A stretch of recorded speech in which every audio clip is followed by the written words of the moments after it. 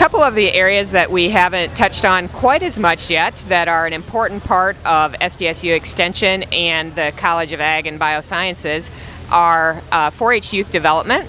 4-H is a common name to many people across the state, but there is so much to 4-H in today's world that it's much more than what you might have thought of 50 years ago in the traditional 4-H program.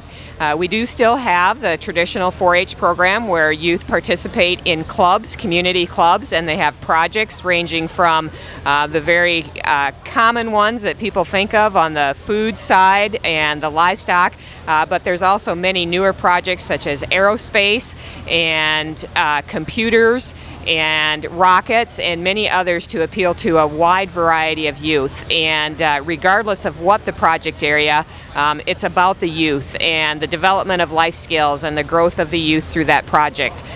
So that's one aspect of our 4-H program, is the traditional side.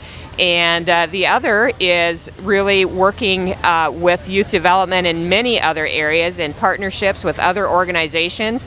Teens as Teachers is one that has been utilized by SDSU Extension in many avenues over the past year, where really the teens become the teachers of younger youth across a wide variety of topics, and really builds on that connection that the older youth can make with the younger youth, as well as developing the leadership and life skills of the older youth that are doing the teaching. So many different opportunities across the state. One of the other areas that just continues to grow is shooting sports. Lots of youth from ages 8 to 18 involved in that, whether it's through BB gun or air rifle or many others. Again, teaching some very critical skills of responsibility, of course always having safety first, and then learning responsibility and commitment to whatever it is you set out to do.